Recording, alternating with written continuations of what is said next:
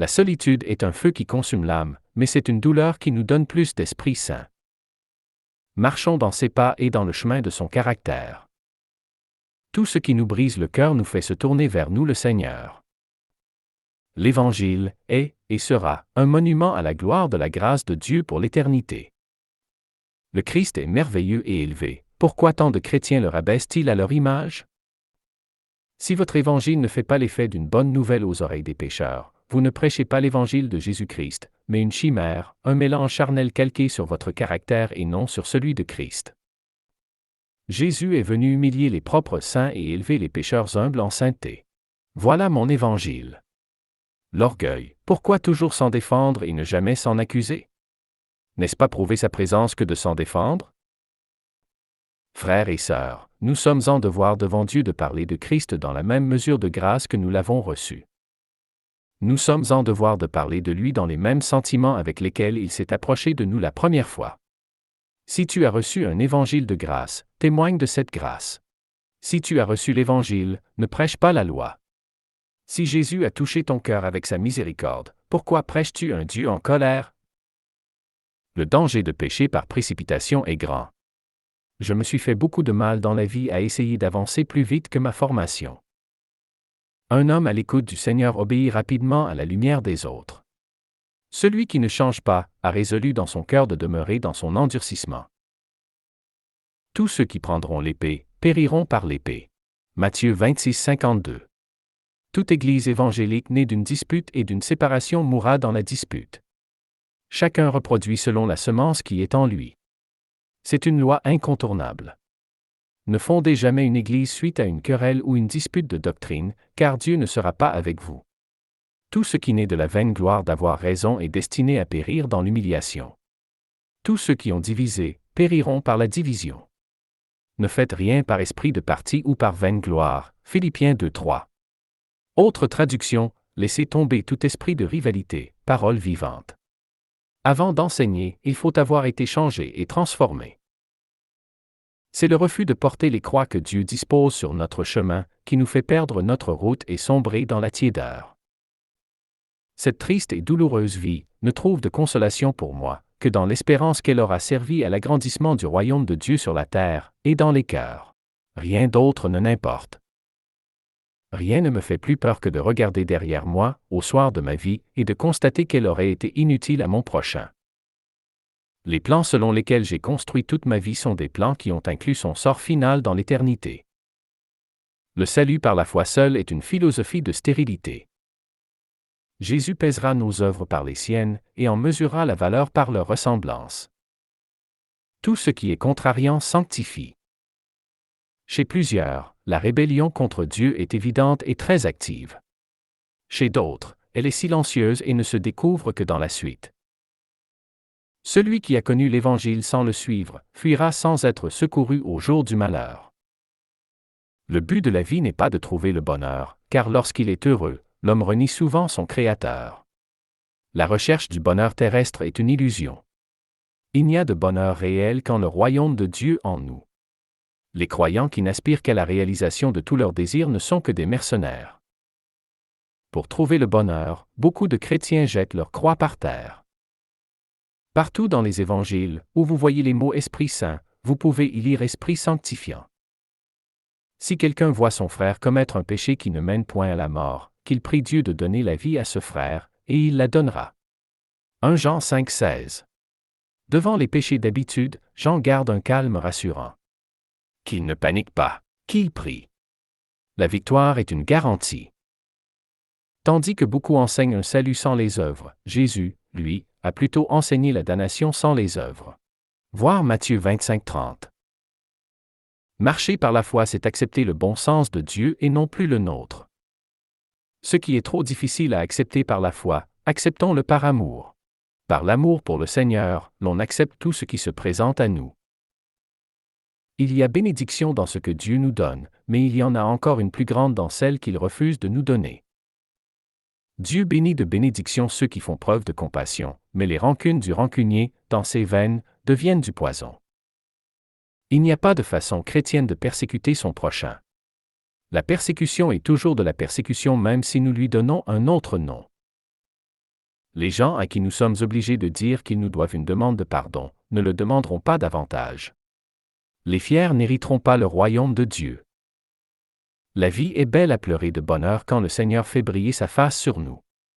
Une joie incompréhensible, qui transcende tout, est le partage de ceux qui aiment le Seigneur de tout leur cœur et de toute leur pensée.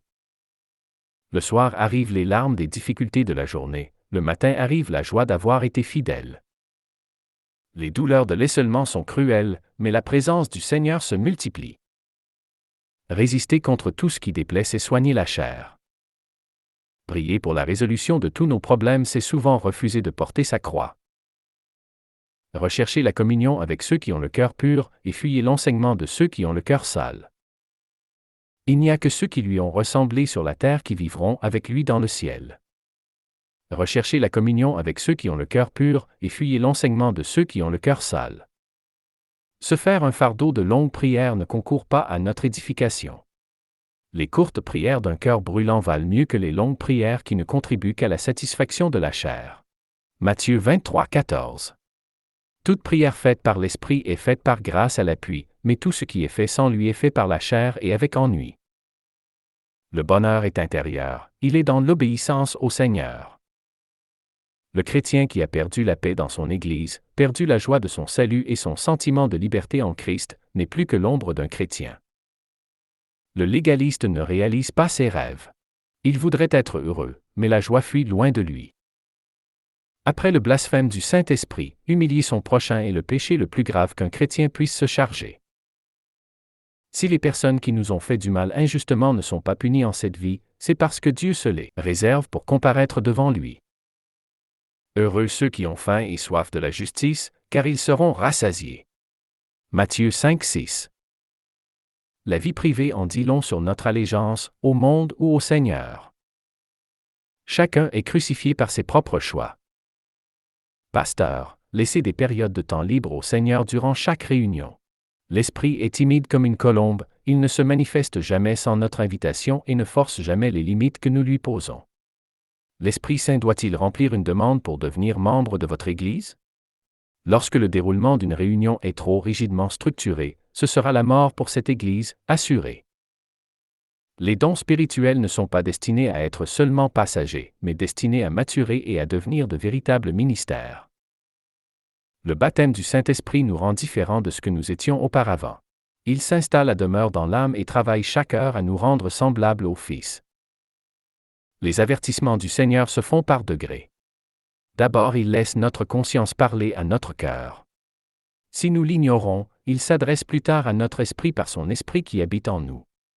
Si cela ne suffit pas, il met à cœur à des frères et sœurs de nous reprendre directement. Si cela ne suffit pas, il met à cœur à quelqu'un de prier pour nous, et de là, il envoie un esprit de conviction sur notre âme pour renforcer ce que nous savons déjà, mais ne voulons pas changer. Si cela ne fonctionne pas encore, il permet à des conséquences amères d'arriver.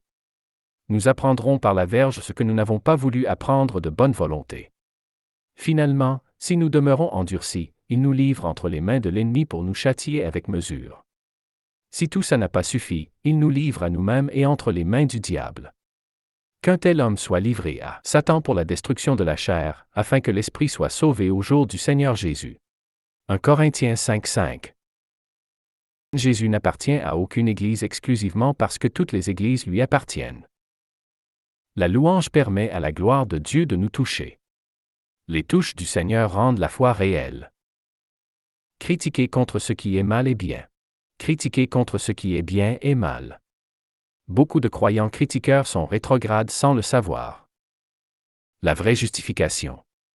Là où il n'y a pas d'œuvre juste, il n'y a pas eu de justification. Par l'obéissance d'un seul, beaucoup seront rendus justes. Romains 5, 19. Avoir été rendu juste, c'est avoir été justifié en action et en vérité. Une justification uniquement théologique est une justification vaine et inexistante. Si votre justification ne porte pas de fruits justes, vous n'avez pas été justifié par Jésus-Christ, mais par les hommes. Une justification doctrinale seulement n'est qu'une chimère. Si votre justice ne surpasse celle de Martin Luther, vous n'entrerez pas dans le royaume des cieux. Pour changer, il faut renaître. Il faut se laisser derrière pour avancer vers lui. Il faut quelquefois reprendre les personnes pour lesquelles on prie, mais toujours prier pour celles que l'on reprend. Un bon pasteur ne se contente pas de dire aux gens de prier. Pour les aider, il appointe une personne pour prier avec eux. Chaque personne ayant de la difficulté à prier devrait avoir une personne pour faire équipe. La sainteté de Jésus le poussait à s'approcher des pécheurs avec amour, la sainteté des pharisiens les poussait à s'en éloigner avec dédain. Un évangile où le pécheur se sent méprisé n'est pas celui de Jésus-Christ. Il y a la religion selon Dieu, Jacques 1,27, qui est bonne, et il y a la religion selon la chair qui est diabolique, Jacques 1,26. Dieu ne recule devant rien pour ramener dans la grâce le pauvre chrétien qui s'est égaré dans la propre justice. Dieu permettra même de graves chutes en des péchés les plus grossiers pour embellir une âme déjà belle à ses yeux, pour le plaisir de la voir s'anéantir dans une profonde humilité et rendre cette âme encore plus belle devant lui. Un grand nombre de chrétiens aiment le Seigneur, mais détestent l'unité avec leurs frères et sœurs des autres églises. Mais, nous avons de lui ce commandement, que celui qui aime Dieu aime aussi son frère. 1 Jean 4, 21. Notre volonté d'être fidèle au Seigneur ne justifie jamais une division, une exclusion ou une exception d'église.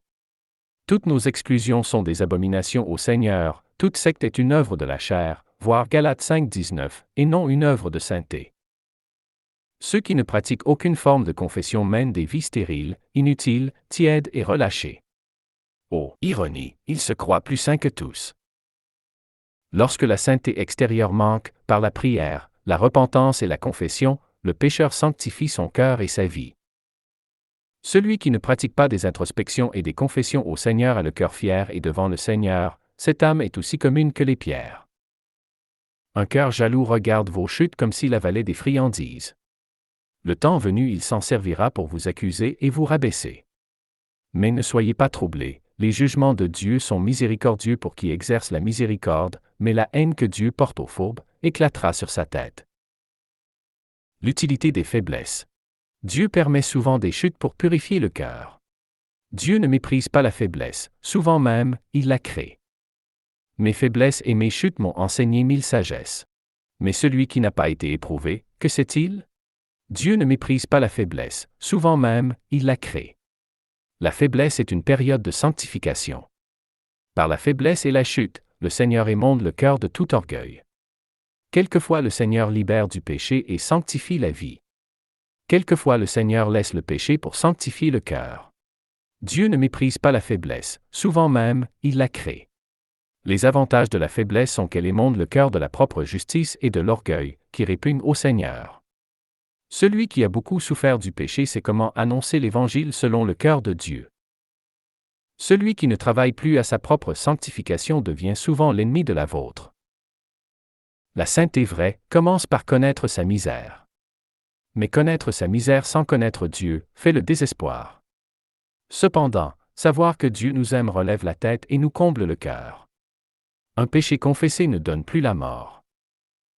Par la parabole du pharisien et du publicain, Jésus nous révèle que la vraie sainteté commence par un regard honnête et humble de nous-mêmes, et pas, nécessairement dans l'absence de péché. L'absence de péché grossier dans sa vie est, pour le pharisien, une haute tour de laquelle il regarde les autres de haut. Il ne sait pas qu'aux yeux du Seigneur il est pauvre, misérable, aveugle et nu. Quand elle tourne à l'orgueil, toute notre sainteté n'est que péché. En matière de sanctification, il faut faire confiance au Seigneur. Les victoires qui s'éloignent sont aussi importantes que les victoires obtenues. Lorsque nos péchés de faiblesse réduisent notre âme en l'état vaincu et humilié, toutes ces faiblesses viennent de paver la voie à une vraie sainteté. Amen.